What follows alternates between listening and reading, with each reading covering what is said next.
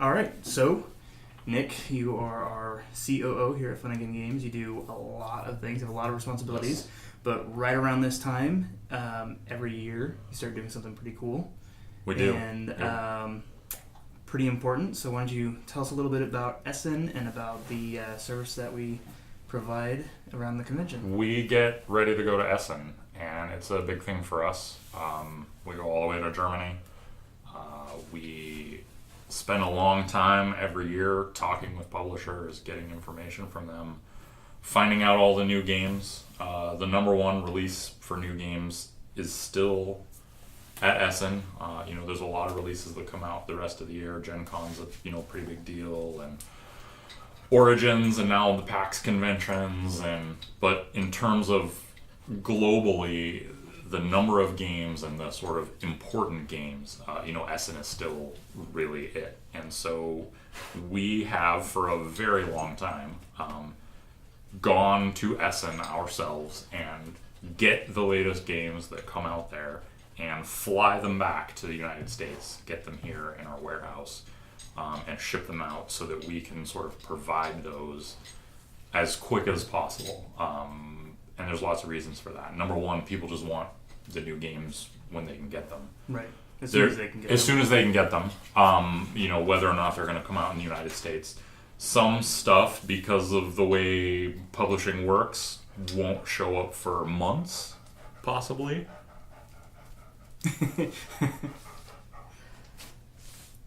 Won't show up for months, possibly. Some stuff never shows up. It never gets an English translation.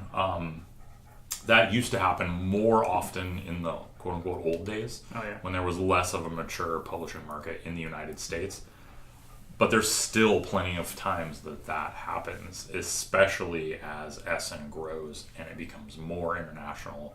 You get more companies from more places all over the world that maybe aren't plugged into the kind of the mainstream of what happens. Right.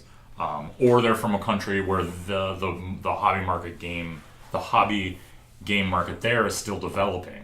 And so they're, maybe they're the first time company from a country or a region, or, there's only two of them, or it's their first game.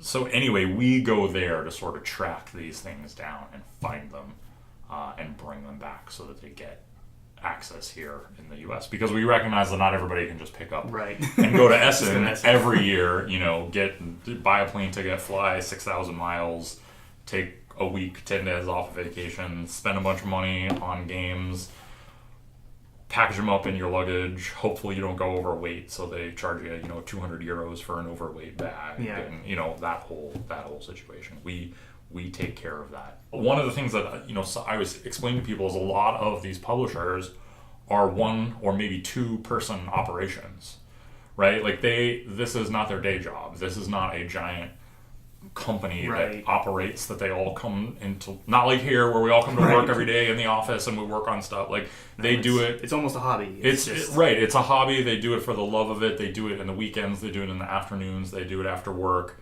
So, maybe they only print a few hundred copies. So there's this guy that I've been visiting pretty much every year that I've gone. Most of the time he's there. Sometimes he's not, but 80% of the time he's there, and his name's Harold. He's from Sweden. He hand makes all of his games, and he makes at most 100 copies of everything. So a lot of times, maybe half the time, I can't get a hold of him before the show, and I'll just know that he's going to be there, and so I'll just show up at his booth and say, like, "Hey Harold, what game do you have this year? Like, how many can you spare for me?" And he'll say, like, "Oh, well, I've got 6. Like, I can give you 6, or maybe 8, or." Okay, great. And he takes the ferry from Sweden to Latvia to the factory where he gets all those little wooden parts made, and then he puts them in his suitcase and goes back to Sweden, and then he puts everything in his luggage and flies to Germany, and he literally puts them together in his booth. And there's only 100 of them. So, unless that's the kind of stuff that you don't find, you don't even know about, there'd be no way to get it at all, period. Right. He's not set up to mail it to you. You can't write him an email and say, "Hey man, I'm really interested in your game. I'd really like it. Will you mail me one?" First of all, it's going to cost a lot of money just to mail one copy. Number two, he's Right. probably not going to do it because that's not his thing. His thing is to Yeah. go there and Makes make the game. these.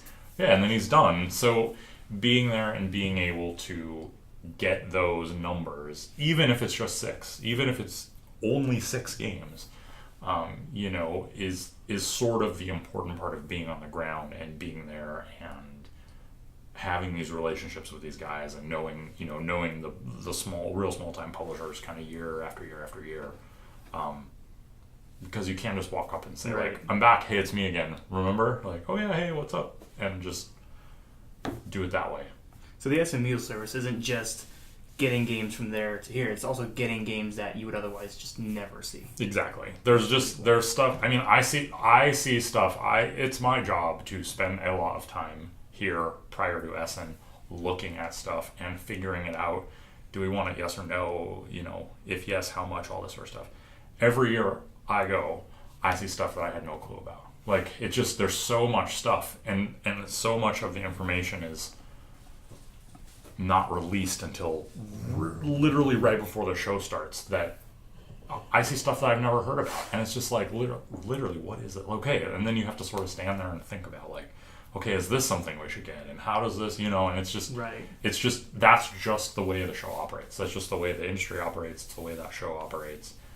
It just is. So unless someone's there, you're never going to hear about it. You're never going to see it. Yeah, and you were talking a little bit about the process of choosing how we get stuff. How do you choose which products we bring back from Essen? I get asked this question all the time.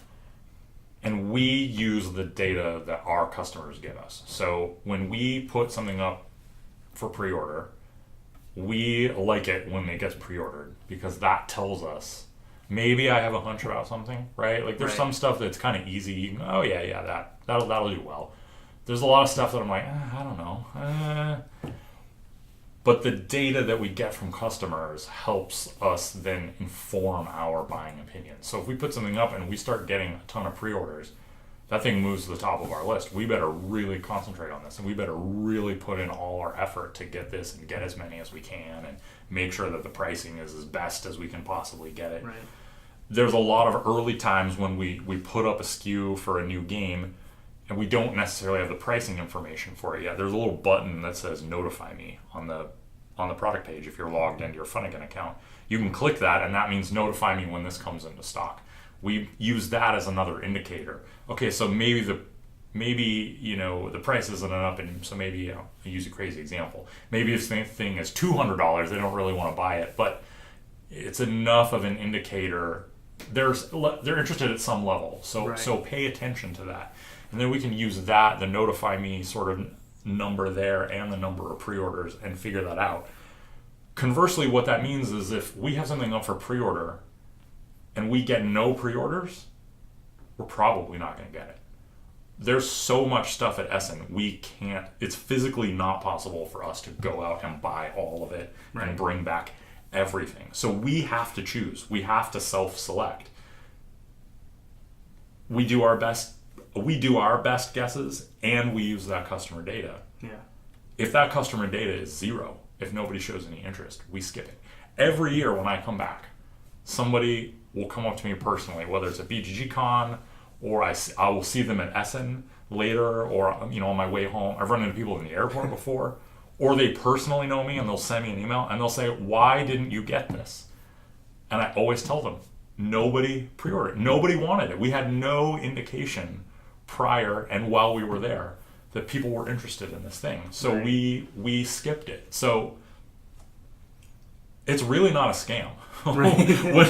when I tell people we use this data, it's so that we can buy the things that people want. Right. People actually want to have. And so it's the old help me help you sort of thing. If you tell us that we want it, then we spend more time and effort. Right. We have to sleep at some point, right? Like we have to go to bed and like be able to think. So we can't buy everything and spend all that time. So we use the data to pick what we're going to buy, and then within there it gets ranked and go after stuff. So if you want something, pre-order it, or at least click the notify me button. If you want your game, pre-order it, then we'll go get it. So how long has Funnigan been doing this? This will be the 20th year that Funnigan has been going. I have personally been going, I counted the other day, this is my 13th year in a row. So I've been going since 2005 and then all the way up to now through 2017. So I've seen the show change a lot. It's different than it used to be. It's grown. It's grown a lot. It used to be in the old days, it was just the German companies, pretty much. So the big German companies would be up front, Ravensburger, Amigo, Schmidt, Pegasus, their big fancy booths and all their workers all dressed in, matching polo shirts and, just there. And then kind of in the back would be the smaller companies, maybe one company from Britain, maybe a company from France, a couple of older, American companies that have been around a long time, Mayfair, Rio Grande, they would be there. But it was primarily German. And that was your experience, like when you went there? When I started to go there in like 2005, 2006, 2007, it was still the old German stuff. It was starting to change a little bit, but it was still definitely dominated by the German market. As the years have gone on, it's become far more international. Basically every country in Europe at this point is represented. There's tons of Americans there. There's an entire Polish contingent. There's like 13 or 12 Polish game companies, and they're all there. They all kind of exhibit generally together, and they kind of share like a big space. There's Asian companies. There's an entire area of just like the Korean companies go to. There's the Japanese companies generally are kind of together. The Taiwanese companies are kind of together. They're kind of next to the Japanese. So it's really very, very, very international now. And on a lot of stuff, that's where you find the really hard to find things or the unusual things.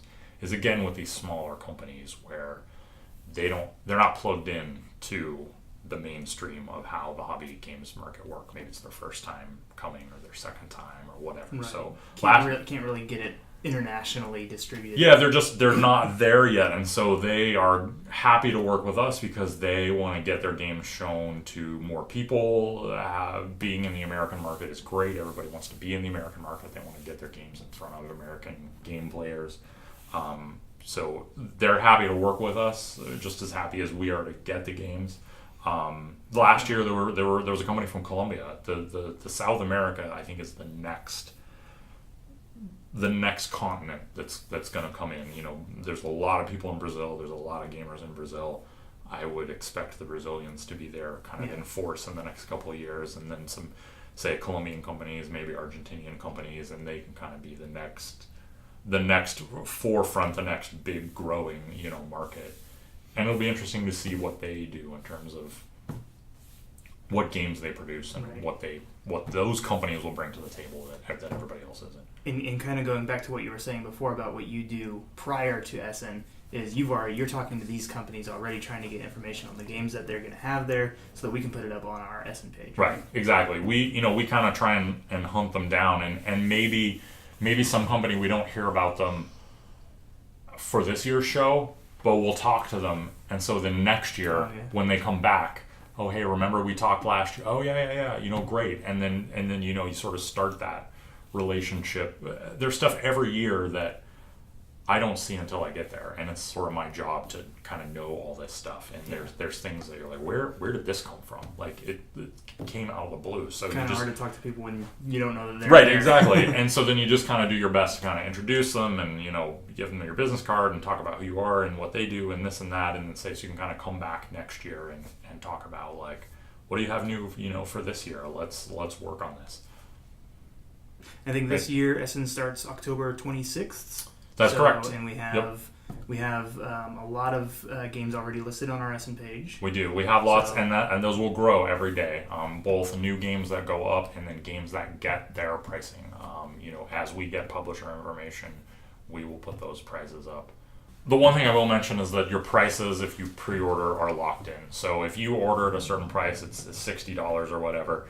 If the price goes up, which sometimes it happens, maybe they change the price, or there's a miscommunication, or the shipping cost a little more than we thought, whatever, that price stays the same. If we need to, if it goes from $60 to $70, if you pre-ordered, your $60 is locked in. Nice. Thanks, Sophie. The dog is with us, so. If the price goes up from like say $60 to $70 for whatever reason, shipping costs more, whatever, your price is locked in at $60. Conversely, if it goes down, if we're able to get a better deal, let's say it goes from $60 to $50, we give a credit for that. So Right. we, if you order something at $60 and you come back in 3 weeks later and you're like, hey, it's $50, you don't need to worry about it. You're going to get it at the better Nice. price. So there's that. Very cool. Yeah, All right, that's it. great. Thank you so much. Thank you.